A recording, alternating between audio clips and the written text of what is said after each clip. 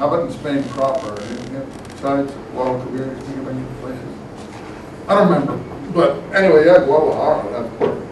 I don't know what it means, but it should have something to do with Wadi originally. Wadi Qumran, actually, Qamar, weirdly, you may see him in Arabic as priest. Now, they call Catholic priests Qamars. Now, whether they had a memory that this was a priestly area at some point and called the place the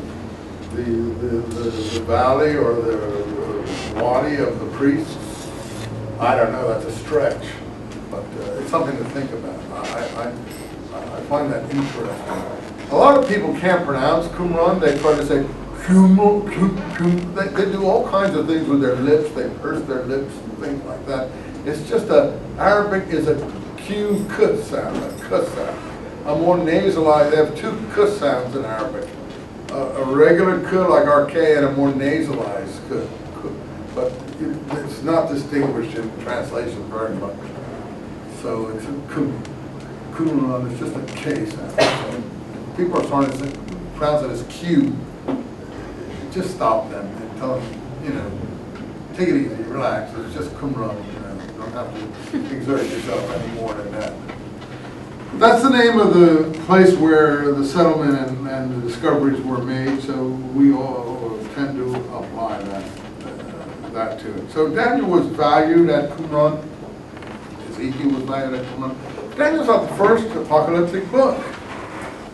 Ezekiel has apocalyptic materials in it. I mean, I mentioned him last time, and I read some of the Son of Man stuff. But if you look, he's at the river Khabar. Khabar, by the way, is the name of a river in Afghanistan now, chapter 1 of Ezekiel. I was among the exiles on the river Khabar when the heaven opened. I saw visions from God. That's visionary, you see. And I was in the land of the Chaldeans on the bank of the river Khabar, and the hand of the Lord came upon me, and a stormy wind blew, and so on and so on and so on. And then he sees this weird machine or something that back in the 70s, writers like Eric von Daniken were calling chariots of the gods, and said Ezekiel saw a spaceship. And some of my own children come to me with those theories that they picked off the internet today. Yeah, that could have been a spaceship, but it's supposed to be the chariot of God. That's why he called that book Chariots of the Gods. It's supposed to be God's spirit leaving the temple eventually. But he does picture like a kind of spaceship, as except it's got oxen hoofs and legs and wings upward and weird eyes and some weird wheel movement. I can't describe it as Ezekiel. And there was a sapphire shaped like a throne, and there was a being, there it is, that looked like a man. There it comes again, line 26 and 27 of chapter 1 of Ezekiel. A being that looked like a man. It was not a man, it looked like a man, had the appearance of a man, but it wasn't a man. And then he starts the Son of Man thing to himself. He's the Son of Man. These are not men, whatever these things are, angels or God, or whatever. Then here we have very apocalyptic material that comes out again in the Apocalypse. He has a scroll, I think, and does he eat the scroll? I'm not sure what he does, but some of these people eat the scroll. I can't remember who does. I'd have to read it to you, but let me see if I can show you the chariot taking off here. Chapter 8 of Ezekiel. In the 6th year, the 5th day of the 6th month, I was sitting at home, and the elders of Judah were sitting with me. And the hand of the Lord came upon me, and I looked and saw something that looked like a man. There it is. And downward he had loins that were on fire, and upward he seemed to shine like a polished bronze. And he stretched out his hand and took me by the hair. And this angel sort of being takes him for a trip to Jerusalem, like Muhammad's midnight journey, which I don't believe for a moment, but I think it's ripped off of this, frankly. Muhammad's midnight journey to Jerusalem is right here in Ezekiel. But well, let's not get into disputes with our cousins there. They don't honor much literature before them, so I don't think we need to honor much literature after this. Chapter 10. I looked and saw the vault over the cherubs, And there was something like a sapphire, and above them a semblance of a throne, and there was a man in white, like in Daniel, you see. So Daniel will be anticipated here.